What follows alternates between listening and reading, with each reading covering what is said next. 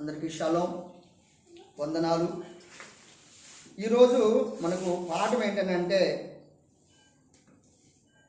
ప్రార్థనకు ప్రతిఫలము లభించకపోవుటకు గల కారణాలు 11 ఉన్నాయంట.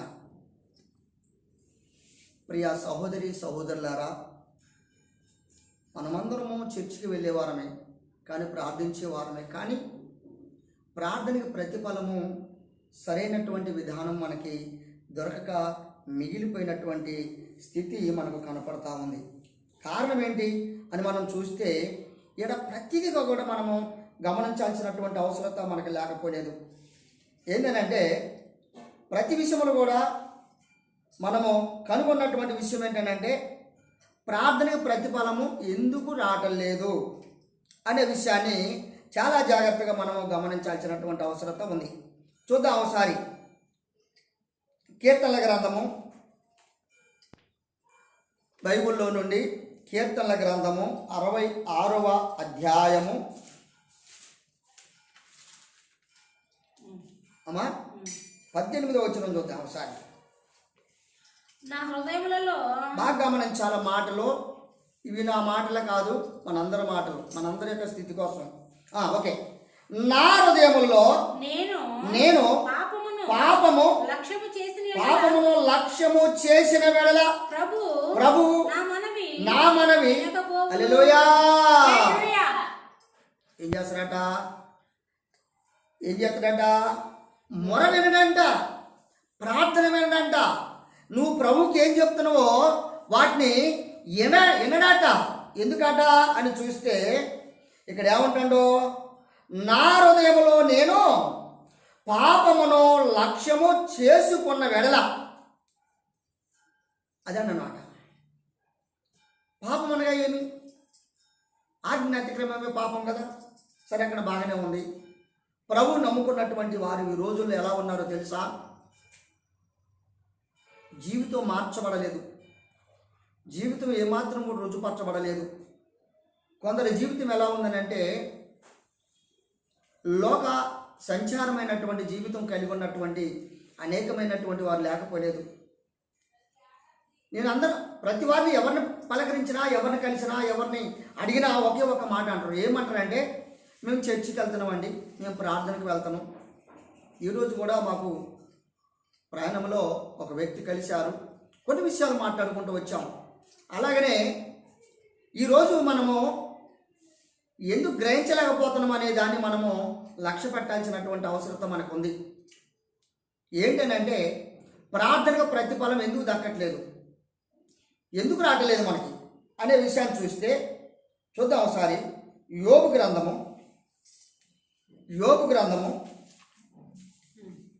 27వ అధ్యాయము 8వ వచనం. నా నీతిని 27వ అధ్యాయము 8వ వచనం.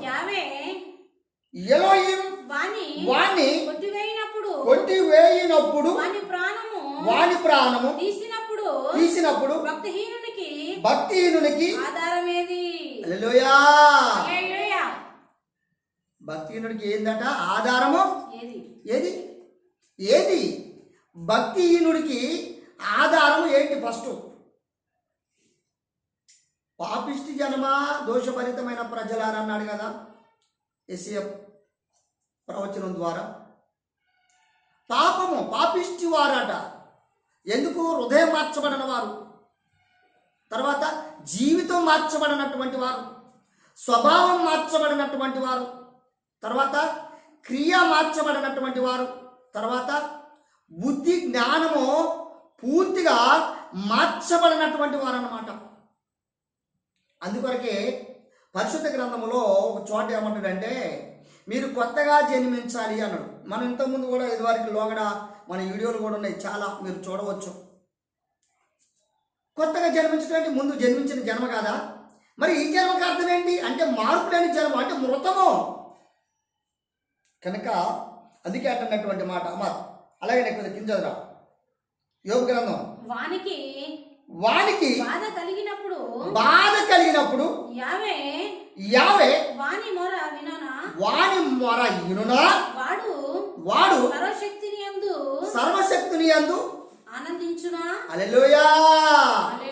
చేస్తారట?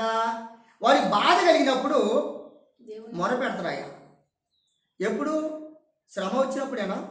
అవును. అవసరం వచ్చినప్పుడేనా దేవుడు? లేక ఏదో నీకు కలిగి వచ్చేటప్పుడు మాత్రమే నీకు దేవుడా? కాదండి. ప్రతి వారు ఎలా ఉండాలంటే హృదయం మార్చబడినటువంటి వారే ఉండాలి. మొట్టమొదటిగా మార్చబడాలి. మనం ఏం మార్చబడాలి? స్వభావం మార్చబడాలి. ఇవాళ సేవకులు కావచ్చు, విశ్వాసులు కావచ్చు, నేను ఫలానాని మాత్రం చెప్పడం కాదు, కానీ ఈ రోజుల్లో సంసోను జీవితం కలిగి ఉన్నటువంటి వారు లేరా? దావీదు జీవితం కలిగి ఉన్నటువంటి వారు లేరా? రాత్రి వాక్యంలో ఒక మాట చదువుకున్నాం. పరాయి స్త్రీను ఆశించటము నీకు తగునా?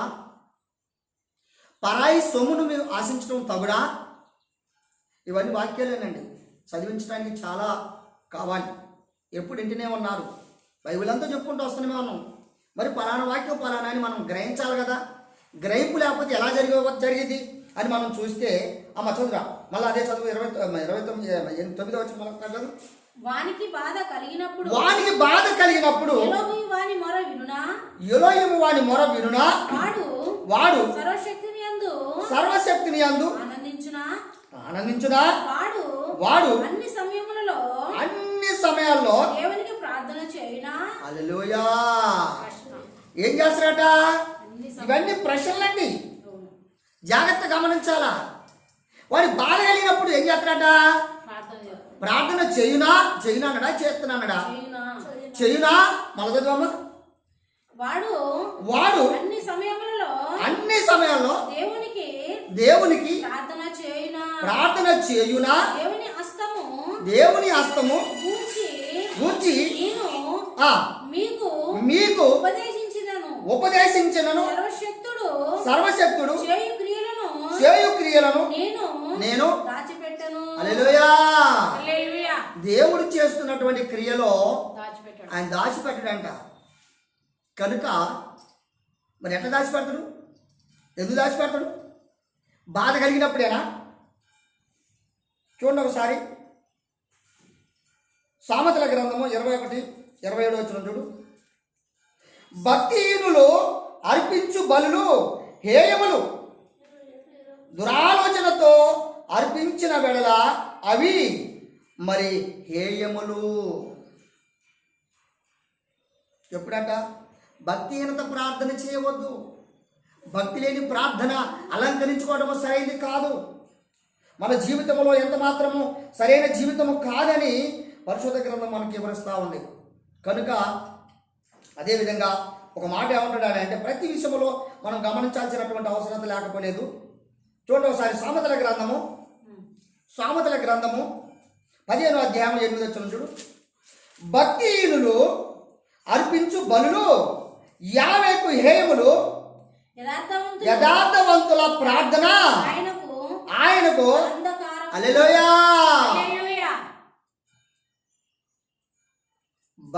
ఎవరట? ఎవరి ప్రార్థన అంట? ఎస్. యావేకు అక్కడ ఏమడు? ఏయములు. ఎవరు? భక్తిహీనుల యొక్క ప్రార్థన వేయములు. తర్వాత యథార్థవంతుల ప్రార్థన ఆనందం అంట. ఎంత ఇష్టపడుతున్నాడో తెలుసా? ఎంత ఆశిస్తున్నాడో తెలుసా? నీ మొరని తింటున్నాడో తెలుసా? ఈ మాట చాలదా నీకు? ఈ ఒక్క మాట చాలదా? అందుకొరకే ప్రతి వివరణ మనం గమనించాల్సినటువంటి అవసరత మనకు లేకపోలేదు. సైన్యములకు అధిపత్యగు యావే, ఎలోహిము యావే ఇలాగు చలవిచ్చున్నాడు. 20లో చదువుతున్నాను. ఇలాగ చలవిచ్చున్నాడు.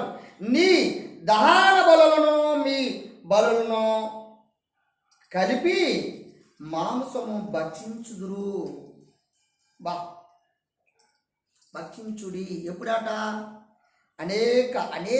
అనేకమైనటువంటి కార్యక్రమాలు పెడతాడు. దేనికాట? మంచి మాంసం వంటకాలు పెట్టుకొని తయారు చేసుకొని పుష్కలంగా మింగటానికి మాత్రమేనట. అవి తప్ప మరొకటి కాదు. కనుక అర్పించే ఇష్టమైనటువంటి అర్పణ ఏంటో తెలుసా? కొవ్విన దూడల కంటే కొవ్విన మాంసముల కంటే ఇష్టమైంది ఆయన కోరదగినది ఒక ప్రార్థన. ప్రియ సహోదరి సహోదరుడా, మనం గమనించాలి.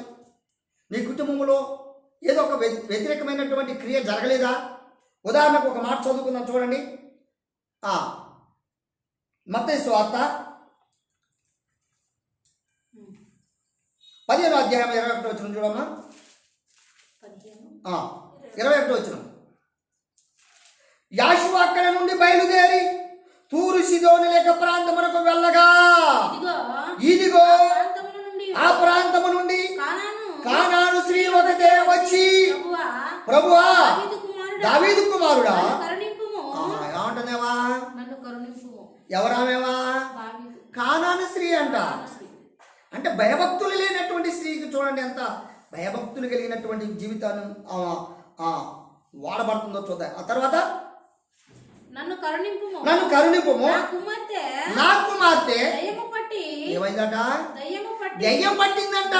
ఆగం అక్కడ దెయ్యం పట్టిందంట. ఏం దెయ్యమో తెలుసా?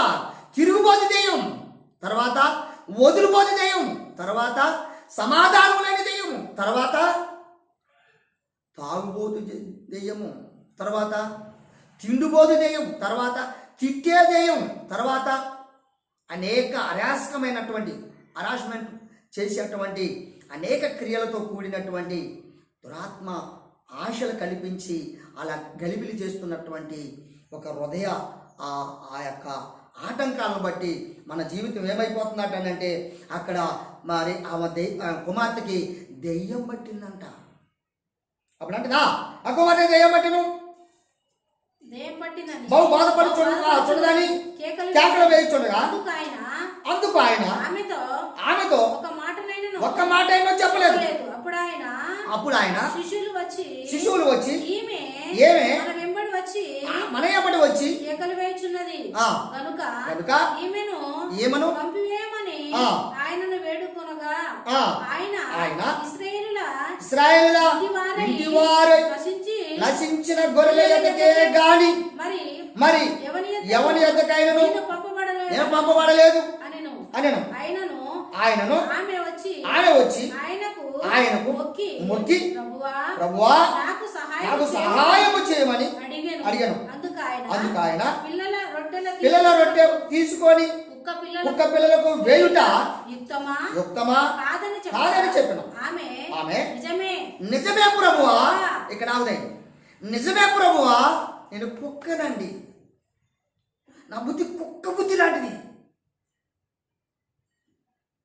కుక్క తిరుగుతుంటా, గ్రహింపు లేనటువంటి జీవితం, ఆలోచన లేని జీవితం, స్థిరము లేని జీవితము, ఆకలి తీరలేనటువంటి జీవితం, ఇలా చెప్పుకుంటూ పోతే అనేక స్థితి కలిగినటువంటి జీవితం కలిగి ఉందట.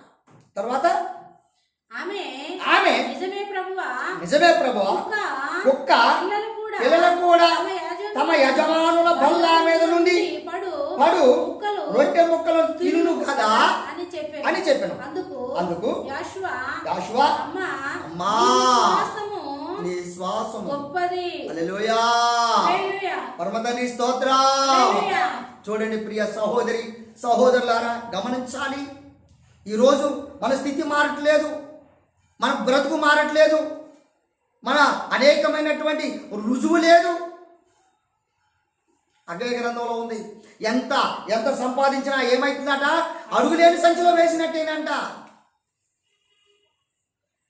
భోజనం చేసినా ఆకలి తీరట్లేదట, పానీయం చేసినా దాహం తీరట్లేదట. పొద్దస్థానం కష్టపడి ఆ సంపాదించిన సంపాదన అంట అడుగులేని సంచిలో వేసినట్టే ఉందట.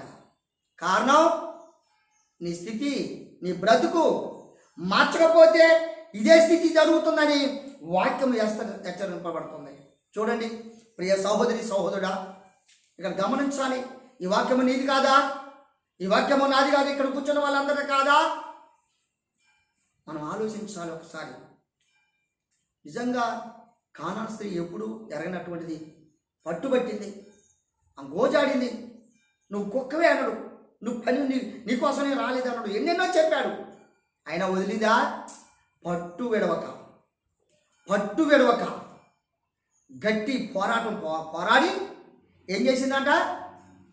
బిడ్డను స్వస్థపరచబోన్నట్టు ఏర్పాటు చేసుకుంది. మరి వైద్యముల చేత బాగు చేసుకోవచ్చు కదా? లేదు. ఇవాళ దేవుని నమ్ముకున్నటువంటి వాళ్ళు వైద్యములకు వెళ్తున్నారు, అయినా స్వస్థత లేదు. దేవుని నమ్ముకున్నటువంటి వాళ్ళు అనేక ప్రయత్నాలు చేస్తున్నారు, అయినా సమాధానం లేదు. కారణం, నీ స్థితి మారలేదు, నీ బుద్ధి మారలేదు, నీ బ్రతుకు మారలేదు, నీ నడవడిక మారలేదు, నీ దృష్టి మారలేదు, నీ క్రియ మారలేదు. అందుకొరకే నీ జీవితము అలాగనే ఉంటుంది. అందుకు మరొకసారి చూడండి, మత్తయి సువార్త 6వ అధ్యాయము, మత్తయి సువార్త 6వ అధ్యాయము 5వ వచనం. తొందరగా వెళ్ళిపోదాం. 6వ అధ్యాయము. మరియు మీరు ప్రార్థన చేసినప్పుడు వేషధారుల వలె ఉండకూడదు. హల్లెలూయా. ఎలా ఉండొద్దట? వేషధారులంట. ఇక్కడ 11 అని చెప్పాను నేను. పాఠం పేరేంటంట? ప్రార్థనకు ప్రతిఫలము లభించకపోవుట గల కారణాలు 11 ఉన్నాయటండి. ఇక్కడ కారణాలు. ఇక్కడ ఏంటట? ఇక్కడ ఏం జీవితం అంట? వేషధారణ జీవితం. మొదటి జీవితం ఏంటి? భక్తి అయినంత జీవితం. అవునా? పాపపు జీవితం, భ్రష్టమైన ఆలోచన. చూడండి, చదువు. మరియు మీరు ప్రార్థన చేయనప్పుడు వేషధారణ వలె ఉండవద్దు. మనుషులకు కనబడవాలని సమాజ మందిరములోను వీధులలోను నిలిచి ప్రార్థన చేయుట వారికి ఇష్టము. వారు తమ ఫలము పొంది ఉన్నారని నిశ్చయముగా మీతో చెప్పుచున్నాం. పరమ తండ్రికి స్తోత్రం. ఇది ఎవరంటే? ఇది ఎవరి ప్రార్థన అంటే? ఇది వేషధారణ ప్రార్థన. నీకు ప్రతిఫలం దొరకట్లేదా? వేషధారణ ప్రార్థన కలిగి ఉన్నావా? అందుకు కలగట్లేదని మనం గ్రహించాల్సినటువంటి అవసరత మనకు లేకపోలేదు. తర్వాత చూద్దాం. యాకోబు పత్రిక, యాకోబు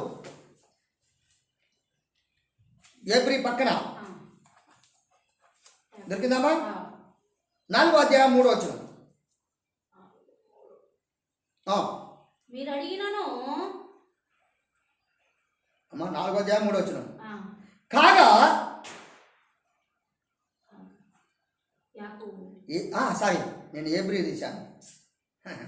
కరెక్టే సారీ. అక్కడనా? మీరు అడిగినను మీ భోగముల నిమిత్తము వినియోగించుటకై దురుద్దేశములతో అడుగుదురు గనుక మీకేమీ దొరకటం లేదు. పరమ తండ్రి స్తోత్రం. ఇక్కడ అవుతాయి. ఏ ఉద్దేశాలతో అడుగుతున్నారట? దురుద్దేశ్యము, భోగభాగ్యముల గురించి. ఏం తిన్నానా, ఏం సంపాదన అందా, ఏం కూడబెడదానా, ఇదే ఎప్పుడు పెద్ద స్థానం. ఇదే బైబిల్ పట్టిన వారందరికీ ఇదే. బైబిల్ పట్టిన వారందరి యొక్క స్థితి అంతా ఇదే. బైబిల్ పట్టినటువంటి వారి యొక్క బ్రతుకంతా ఇంతే. ఎవరికి ఎలా ఏం చెప్పినా బాబు తర్వాత మాట్లాడతాగా. ఏం చెప్పినా ఎంత చెప్పినా ఇది బతుకు. ఏం బతుకాడది? భోగముల నిమిత్తము వినియోగించుటకై దురుద్దేశములతో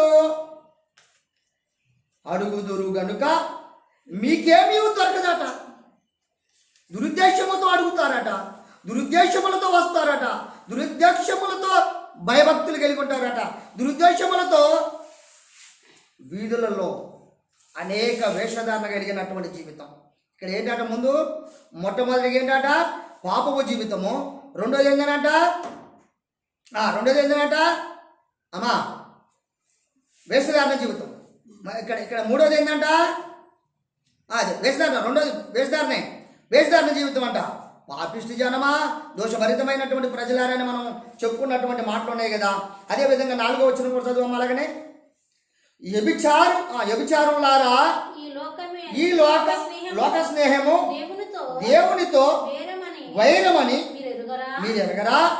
కాబట్టి ఎవడు ఈ లోకముతో స్నేహము చేయగోరునో చేయగోరునో వాడు వాడు దేవునికి శత్రువగును. పరమతండ్రి స్తోత్ర. హల్లెలూయా. లోక స్నేహం కలిగి ఉన్నావా? లోక ఆశలు కలిగి ఉన్నావా? లోక భ్రష్టమైనటువంటి అనేక స్థితి కలిగి ఉన్నావా? ఏమైనా ఉన్నవాడా పరమ తండ్రికి శత్రువు అవుదువో. నువ్వే శత్రువు అవుతావు అంట. పరమ తండ్రికి ఇష్టడు కావు, శత్రువు అంట. అందుకే ఆయన చెప్పి అదే యాకోబు పత్రిక ఎంతమంది చదువుకున్నాం. యాకోబు పత్రిక అమ్మా 1వ అధ్యాయము చూసావమ్మా? 5వ వచనం ఉంటుంది. మీలో మీలో ఎవరికైనాను జ్ఞానము కొదవగా ఉండిన వెడల అతడు దేవుణ్ణి అడగవలెను. హల్లెలూయా. హల్లెలూయా. ఇక్కడ ఏంటంట? జ్ఞానం. వేషధారులైనటువంటి వారి యొక్క ప్రార్థన ఎలాంటిదంట అంటే ఇంతకుముందు చదువుకున్నాం. అదేవిధంగా భోగముల నిమిత్తమై చేసే ప్రార్థన ఎలాంటిదంట? స్వలాభం కొరకు కలిగినటువంటి వారంట. తర్వాత ఇప్పుడు ఇది ఏంటంట? జ్ఞానం. విశ్వాసముతో కాక జ్ఞానం. సందేహముతో ప్రార్థించుట ఎంత మాత్రం సరైనది కాదు. ఇక్కడ ఏమంటుందంటే మీలో ఎవరికైనాను జ్ఞానము కొదవగా ఉండిన వెడలా. ఇక్కడ ఏమన్నమ్మా? ఇక్కడ ఏమంటూ సందేహములతో ప్రార్థించుట ఎంత మాత్రం సరైనది కాదు. సందేహములు వద్దు నీకు. పేతురు ఏమన్నాడు? నేను నీటి మీద నడవగలనా ప్రభు అన్నాడు. సందేహంతో అడిగాడు. 2 అడుగులు వేసాడు, మునిగిపోవటం మొదలుపెట్టాడు. కారణం నీ సందేహం, నీ అల్ప విశ్వాసము. నువ్వు అటు ఇటు కాని జీవితము. నువ్వు ఉంటావా ఎచ్చగా నుండు, లేదంటవా చల్లగా ఉండు, లేదా నిన్ను వెచ్చగా జీవించడం మాత్రము సరైనది కాదని వాక్యము చలవిస్తూ ఉంది. అలాగనే మళ్ళీ చూద్దాం. మీలో ఎవరికైనా జ్ఞానము కొదవగా ఉండిన వెడల అతడు దేవుణ్ణి అడగవలెను. అప్పుడు అది అతనికి అనుగ్రహింపబడెను. ఆయన ఎవరిని గద్దెంపక అందరినీ ధారాళముగా దయచేయబడును. పరమ తండ్రికి స్తోత్ర. చూసారా? విశ్వాసముతో అంటే జ్ఞానముతో, ఇక్కడ జ్ఞానముతో ప్రార్థించేవాడు ఎలాంటి వాడట అంటే ధారాళముగా పొంది అటువంటి వారే ఉంటారట. చూద్దాం 5వది. తొందరగా పోదే మనం 11 మనం చూసుకోవాలి కదా అని చెప్పాను కదా. చూద్దాం ఒకసారి. అదేవిధంగా దానియేలు గ్రంథము 10వ నిబంధన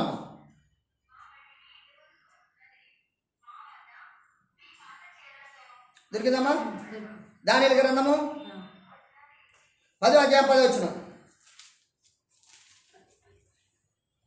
అప్పుడు ఒకడు చేతితో నన్ను ముట్టెనా, నా మోకాలను అరచేతులను నేల మోపి నన్ను నిలబెట్టి దానియేలు నీవు బహుప్రియుడవు కనుక నేను నీ యొద్దకు పంపబడితిని. అక్కడ ఆగుదామా? నేను నీ యొద్దకు పంపబడితిని అన్నాడు. నువ్వు నా యొద్దకు రా అంటల్లే. నువ్వు బహు ఇష్టుడివి. ఎవరట? దానియేలు ఎలాంటి వాడట? బహు ఇష్టుడంట. కార్యముల సఫలముతో ఉండిన ప్రార్థన కలిగినటువంటి వాడట. ఎలాంటి వాడటమ్మా? ఆయన సఫలపరచబడుతున్నటువంటి మోకాలను తర్వాత ఏం చేశారట? అరిచేతులను ముట్టి నా మోకాలను అరచేతులను నేల మోపి నన్ను నిలవబెట్టి దానియేలు నీవు బహుప్రియుడవు. అక్కడ రావుదండి. బహుప్రియుడవు, నా ఇష్టమైన వాడా, నా ప్రియాతి ప్రియమైన. అందుకే అంటాడు ఎఫెసీయులకు రాసిన పత్రికలో ఉన్నది, నా ప్రియమైన పిల్లలారా మీరు దేవుని పోలి నడుచుకొనుడి. దేవుని పోలికంట, విశ్వాసము పోలిక. అందుకొరకే మన జీవితంలో మన బ్రతుకులో మనకున్న ప్రతి యావత్తు ఎలా ఉండాలంటే పోలిక, పరమ తండ్రి పోలిక కలిగి ఉండాలన్నట. చదువుతలే 12వ వచనం. అప్పుడు అతడు నీతో చెప్పు మాటలు నిలబెట్టి ఎక్కడ చదువుతున్నావు? నిలబడి 11 కింద నిలబడి నేను నీతో చెప్పు మాటలు తెలుసుకొనవలనని నాతో చెప్పాడు. ఆ నేను నేను వణుకుచు నిలబడి తిని. అప్పుడు అతడు దానియేలు భయపడకము నీవు తెలుసుకొనగలవనని నీ మనసును అప్పగించి దేవుని ఎదుట నిన్ను హల్లెలూయా. ఇక్కడ ఏం కాదట, తగ్గించుకొనినా ఆ మొదటి దినము మొదలుకొని నీవు చెప్పిన మాటలు వినబడినవి గనుక నీ మాటలను బట్టి నేను హల్లెలూయా. ఆయన ఏం చేశాడట, ఆయన వినేలా ఉన్నాడట, వినయముతో ఆయన బహుప్రియుడై ఉన్నాడట. అంటే ఒక ప్రేమతత్వాన్ని పంచుకునేటువంటి ప్రేమకు మనం దాసులం అవుతాం. చూసారా? అందుకే 13 వచ్చిన కూడా చదువుతారు ఎలాగని, పారసీకుల రాజ్యాధిపతి 20 యొక్క దినములు నన్ను ఏం చేశారట, వెదిరించారట. ఇంకా పారసీల రాజుల సముఖమును నేను నిలుచుండగా ప్రధాన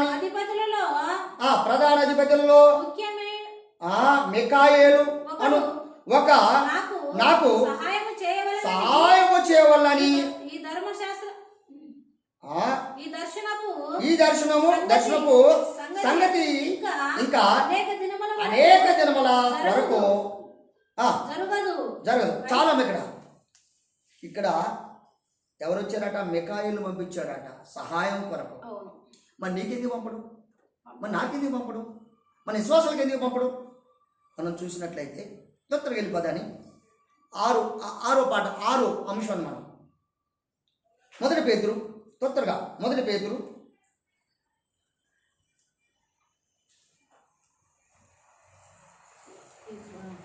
3:7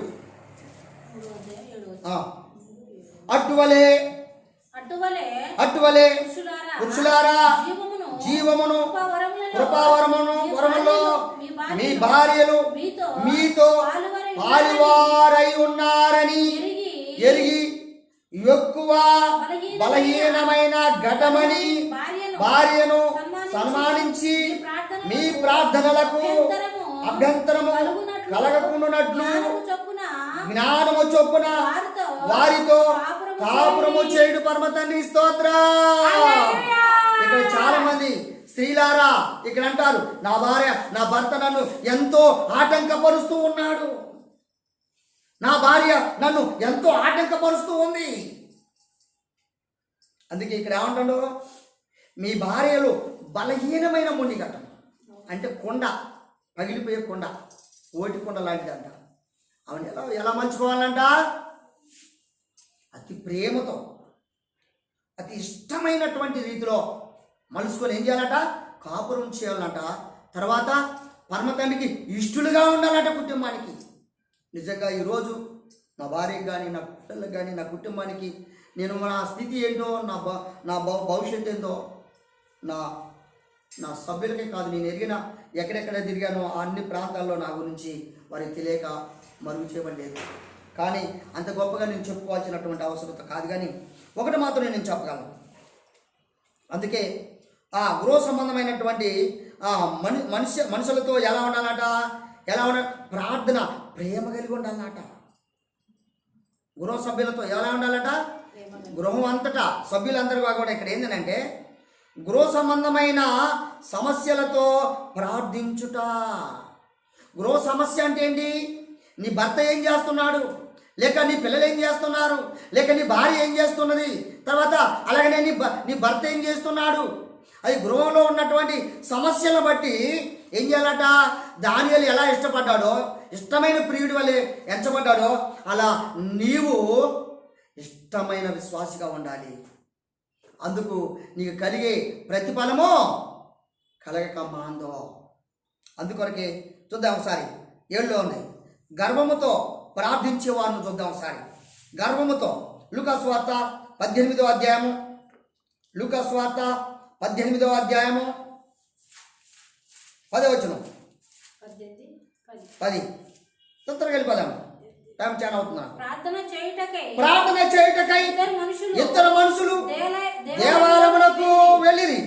వారిలో వారిలో ఒకడు పరిచయుడు ఒకటి సుంకరి. పరిచయుడు నిలబడి దేవా నేను సోరులను అన్యాయస్తులను వ్యభిచారులైనను ఇతర మనుషుల వలనైనను ఈ సుంకరి వలనైనను నేను ఉండనందుకు నీకు కృతజ్ఞతాస్తుతులు చెల్లిస్తున్నాను. వారమునకు ఏంటట? వారానికి 2 మారులు ఉపవాసం చేయుచున్నాను. నా సంపాదన అంతటిలో 10వ వంతు నీకు చెల్లించున్నాను. తనలో తాను హల్లెలూయా. ఇదేం ప్రార్థన చేస్తానంట? ఏమయ్యా నీవు వారానికి 2 సార్లు ఉపవాసం ఉంటున్నా? ఎవరి కోసం ఉంటున్నావు? ఎందుకు? నీ భోగముల కోసం ఉంటున్నావు. చదువుకున్నాం కదా, మళ్ళీ రిపీట్ చేసుకోండి, మీకు అర్థమవుతుంది స్టోరీ అంతా. కనుక నీ భోగముల కొరకు, అంటే నీ స్వలాభం కొరకు, నీకున్నటువంటి నీకు ఇష్టమైన కార్యముల కొరకు మాత్రమే తప్ప మరొకటి కాదని వాక్యం చదివిస్తూ ఉంది. అందుకు ఇక్కడ ఏమంటున్న మాటలు ఇక్కడ అదేవిధంగా 8వ వచనంలో ఏమంటాడమ్మా? అందులోనే ఇప్పుడు లూకాలో అయిన వారికి తర్వాత న్యాయము తీర్చును. వారి విషయమే కదా ఆయన దీర్ఘశాంతియు చూపుచున్నాడని. ఎక్కడ చదువుతున్నామా? 18:8 లూకాసు. అవునమ్మా, రైట్, 8 కరెక్టే. అంతే, 18 చూపుచున్నాడని మీతో. 18:8 చదువుతా. 8 వచ్చిన ఎందుకు వెనకపోయినావు? 8 చదవము, 10 చదవము. 11, 13లో ఉన్నావు చూడు. 12లో ఉన్నావు. వారమునకు 2 మార్లు ఉపవాసము చేయుచు నా సంపాదన అంతటిలో 10వ వంతు చెల్లించున్నానని తనలో తాను హల్లెలూయా. ఏం చేస్తానంట? ఏమయ్యా నా సంపాదన అంతటా నీకు అప్పగిస్తున్నా. ఏ పుణ్యానికా? నువ్వు నన్ను ఎందుకు స్వస్థపరచు? నాకెందుకు న్యాయం చేయవు? నన్ను ఎందుకు నువ్వు బలపరచవు? నన్ను ఎందుకు దీవించవు? అదేనమ్మ ప్రార్థన. ఏ ప్రార్థన అంటే ఇది? గర్వముతో ప్రార్థించుట. ఎలాగనట? గర్వముతో ప్రార్థించుట. చూసారా? తర్వాత అయితే సుంకరి దూరముగా నిలబడి ఆకాశం వైపు కనులెత్తుటకైను ధైర్యము చాలక రొమ్ము కొట్టుకొనుచు దేవా ఎవరటేనా? పాపిని అయిన నన్ను. అబ్బా, ఇక్కడ ఏమనుకుంటాడు? నేను పాపిని. ఇక్కడ ఇంతకుముందు చెప్పుకున్నటువంటి వాళ్ళు ఎలా ఉన్నారు? నువ్వు నాకెందుకు చేయవు? నువ్వు నాకెందుకు ఇవ్వవు? అంటే ఈ 2 ప్రార్థనలు ఎంతో వ్యత్యాసం కనపడతామని చూడండి. అందుకొరకే మనము ప్రార్థించటం కూడా చాలా విశ్లేషణ చాలా గొప్పగా లేదనే మా సంగతి మనం మర్చిపోదు. చుట్టగా 8వది దేవుని యొద్ద దొంగిలించు ప్రార్థించుట. చూద్దాం ఒకసారి. మలాకి జాగ్రత్తగా గమనించాలి. 3వ అధ్యాయం 8వ వచనం.